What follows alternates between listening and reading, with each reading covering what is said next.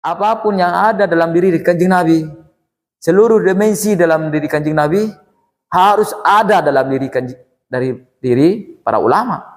Harus ada nilai-nilai itu semuanya.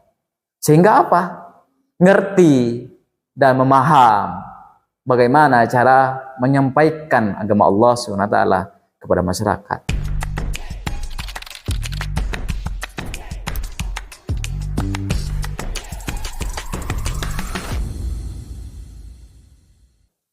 A'udzubillahi minasyaitonir rajim. Bismillahirrahmanirrahim. Assalamualaikum warahmatullahi wabarakatuh. Pemirsa channel ini yang dirahmati Allah Subhanahu wa taala. Alhamdulillah saya punya kesempatan kembali untuk berbicara di channel ini. Saya ingin berbicara tentang mengenai mungkin menjadi isu-isu hari-hari ini mengenai bagaimana sih sebenarnya seorang pendakwah itu, karena Nabi pernah mengatakan al-ulama warasatul anbiya, para ulama itu adalah pewaris para nabi. Sangat jelas sekali melalui sabda Kanjeng Nabi Muhammad sallallahu alaihi wa alihi bahwasannya ulama itu bagian daripada pelanjut agama ajaran para nabi. Apa-apa yang sudah dibangun oleh para nabi, apa-apa yang sudah diletakkan oleh para nabi, terutama atau terkhusus oleh Kanjeng Nabi Muhammad sallallahu alaihi wa alihi, yang punya tanggung jawab ke depannya adalah para ulama. Jadi para ulama itu menjadi bagian dari agama, menjadi bagian untuk menghidupkan agama, menjadi bagian untuk menghidupkan ajaran Allah Subhanahu wa taala. Melalui sabda Kanjeng Nabi, al-ulama warasatul anbiya, itu menjadi perenungan seharusnya bagi para tokoh-tokoh agamawan, bagi para ulama, bagaimana menjadi duplikat Kanjeng Nabi Muhammad SAW dari seluruh dimensi Kanjeng Nabi, dari seluruh kehidupan Kanjeng Nabi. Itu pewaris itu kan Nabi, ya perlu kita ketahui, Nabi mewariskan kepada kita, terutama kepada para ulama, itu bukan berbentuk harta, melainkan warisan Nabi adalah berbentuk pengetahuan, betul, al-ilmu, al-ma'rifah, al-adab, al-akhlaq. Itu warisan Kanjeng Nabi kepada kita, kepada ulama. Jadi bukan berbentuk harta. Artinya jika Nabi mewariskan semacam itu kepada kita atau kepada para ulama, mewariskan ilmu, mewariskan pengetahuan, mewariskan adab, berarti orang yang menerima warisan itu adalah punya tanggung jawab besar untuk mempresentasikan atau mempresentasikan daripada Nabi Muhammad SAW, atau menjadi duplikat dari Kanjeng Nabi Muhammad SAW. Artinya setiap ulama yang mengaku dirinya sebagai ulama atau sebagai tokoh agamawan,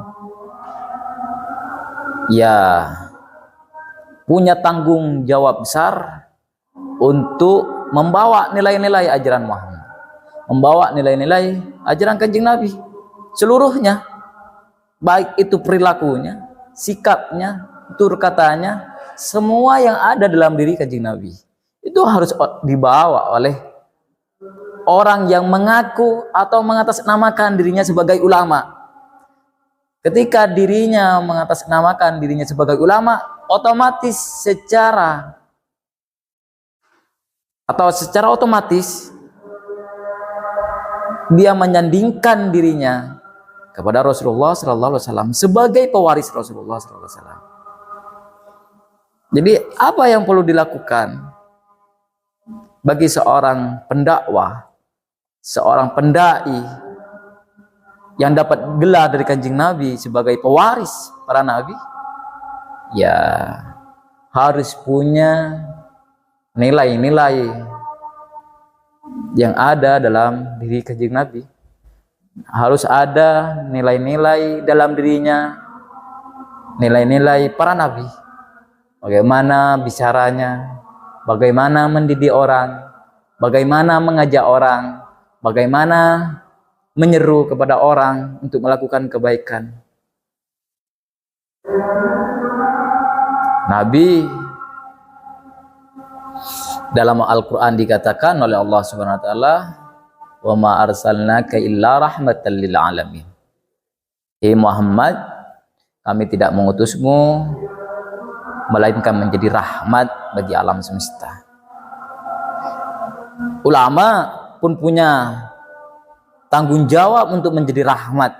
Jika Nabi menjadi rahmat bagi alam semesta, para ulama pun demikian menjadi rahmat. Karena sekali lagi, para ulama itu adalah pewaris para nabi. Apa-apa yang ada dalam diri Kanjeng Nabi, ya harus ada pada diri ulama. Semua dimensinya, tutur katanya, perilakunya, sikapnya, caranya, itu harus ada dalam diri ulama. Jangan sampai mengajak kebaikan tapi dengan cara-cara kasar, mengajak orang untuk melakukan kebaikan tapi tidak sejalan dengan cara-cara Kanjeng Nabi melakukannya. Jangan sampai para ulama yang mengaku dirinya sebagai ulama menyeru untuk melakukan kebaikan, orang tambah jauh dari kebaikan karena cara-cara yang disampaikan tidak sesuai dengan cara bagaimana Nabi menyampaikannya. Lihat Nabi Shallallahu Alaihi Wasallam cara menyampaikan kepada masyarakatnya di masa itu, kepada manusia, baik yang awam, baik yang intelektual, baik yang orang-orang yang jahil, orang-orang yang tidak berpendidikan. Bagaimana Nabi berperilaku kepada orang-orang mustadafin, orang-orang yang lemah. Bagaimana Nabi berperilaku kepada orang-orang yang zalim. Bagaimana sikap Nabi? Jangan sampai ada orang yang mengatakan dirinya sebagai ulama, menyandang dirinya sebagai status ulama, dan secara langsung menyandang sebagai pewaris Nabi, terus hilang dalam dirinya nilai-nilai kenabian, hilang dalam dirinya nilai-nilai Muhammad. Harus dibawa itu. Jangan sampai serampangan, berbicara seenaknya, dianggap tidak menyakiti hati orang lain, menganggap itu biasa, menganggap itu candaan. Nabi bukan tidak bisa bercanda, Nabi bukan tidak bercanda, tapi bagaimana candaannya Nabi? Ada satu cerita, satu saat Nabi berjumpa dengan nenek nangis berseduh-seduh. Lalu Nabi bertanya, "Wahai nenek, apa yang terjadi? Apa gerangan yang terjadi kepadamu sehingga kamu menangis terseduh-seduh?" Lalu nenek itu menjawab, "Wahai Nabi, saya khawatir saya tidak masuk surga." Lalu Nabi mengatakan, "Ya, kamu tidak akan masuk surga." Lalu tambah nangis sang nenek ini, tambah nangis. Tidak lama kemudian Nabi melanjutkan ungkapannya, "Wahai nenek, nanti di surga itu tidak ada orang tua, semuanya menjadi mudah. Jadi kalau nenek dalam posisi seperti ini sekarang tua, nggak ada di surga, nanti menjadi mudah. Jadi nenek masuk surga, dan nanti akan menjadi muda kembali. Jadi nenek dalam posisi sekarang ini, fisik yang sekarang ini ya tidak ada di surga, tapi nenek nanti jadi kembali muda di surga. Artinya apa? Ya memang jelas, benar. Bahwasanya di surga nanti tidak ada orang tua. Kalau ada mengatakan di surga ada orang tua, itu salah. Itu salah kaprah memahami tentang surga. Jadi surga itu tidak ada orang-orang penghuninya di dalamnya orang-orang tua, orang-orang sebe, orang-orang pakai tongkat, ada. Jadi semua menjadi muda kembali. Nah itu softonya dan guyonan Kanjeng Nabi kepada umatnya dengan tata cara yang baik. Ada hal yang mau disampaikan, ada hal yang ingin Nabi sampaikan kepada mereka. Di saat mereka bercanda, di saat Nabi bercanda atau guyon kepada umatnya, bukan serampangan mengatakan kamu sekian sehingga menyakiti hati lawan bicaranya. Dianggap itu menjadi bahasa yang lumrah sehingga biasa aja orang menyampaikannya. Misalkan kata-kata kotor atau kata-kata kasar yang digunakan oleh para pendai-pendai dianggap biasa, bahkan dianggap lelucon. Itu kan salah kaprah. Diksi yang kurang baik karena terus diutarakan menjadi hal yang biasa. Padahal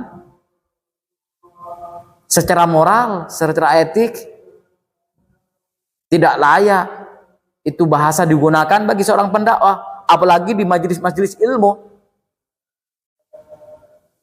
Bahasa kotor, bahasa kasar, bahasa serampangan. Ya, mungkin kita ini bisa melihatlah Indonesia ini mungkin ya dari SDM-nya lah. SDM-nya terlalu rendah sehingga ya apa yang ditampilkan oleh orang-orang yang mengaku dirinya ulama, ya begitulah penampilannya. Karena masyarakatnya yang mungkin dikatakan adalah SDM yang rendah. Jadi ulamanya presentasi daripada masyarakatnya. Masyarakatnya begitu, ya ulamanya begitu. Ulamanya begitu, ya masyarakatnya juga begitu. Makanya Nabi mengatakan ya hancurnya sebuah tatanan sosial itu tergantung daripada ulamanya. Kalau ulamanya hancur, bejat, pasti masyarakatnya bejat. Nah, apa yang akhir daripada ingin saya sampaikan bahwasanya para ulama itu punya tanggung jawab besar. Para ulama itu punya tanggung jawab besar untuk membawa nilai-nilai ajaran Allah SWT yang dibawa oleh Kanjeng Nabi. Para ulama itu memiliki status yang luar biasa melalui sabda Kanjeng Nabi yang saya sampaikan di awal. Al-ulama warasatul anbiya. Bahwasanya para ulama itu adalah para pewaris para nabi. Artinya ulama punya tanggung jawab besar untuk membawa nilai-nilai ajaran Allah SWT yang dibawa oleh Kanjeng Nabi. Apa-apa yang sudah disampaikan oleh Kanjeng Nabi itu ada di pundaknya ulama. Apapun yang ada dalam diri Kanjeng Nabi, seluruh dimensi dalam diri Kanjeng Nabi harus ada dalam diri para ulama. Harus ada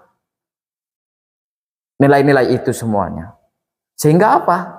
Ngerti dan memaham bagaimana cara menyampaikan agama Allah SWT kepada masyarakat. Paham bagaimana cara untuk mengajak manusia untuk menuju kebaikan. Dengan cara-cara yang baik, manusia akan ikut menuju kepada kebaikan. Sebaliknya, dengan cara-cara yang kasar, dengan cara-cara yang kotor, dengan cara-cara yang tidak elegan, dan cara-cara yang amoral, yang tidak etik, ya masyarakat akan lebih jauh daripada agama. Masyarakat tidak akan menuju pada kebaikan. Dan itu adalah dosa para ulama, dosa para pendai. Karena apa? Karena menggunakan dengan tata cara yang kasar dan serampangan. Mungkin hanya ini yang bisa saya sampaikan. Terima kasih. Dan ini saya sampaikan untuk pribadi saya dan khususnya untuk pemirsa channel ini. Terima kasih. Assalamualaikum warahmatullahi wabarakatuh.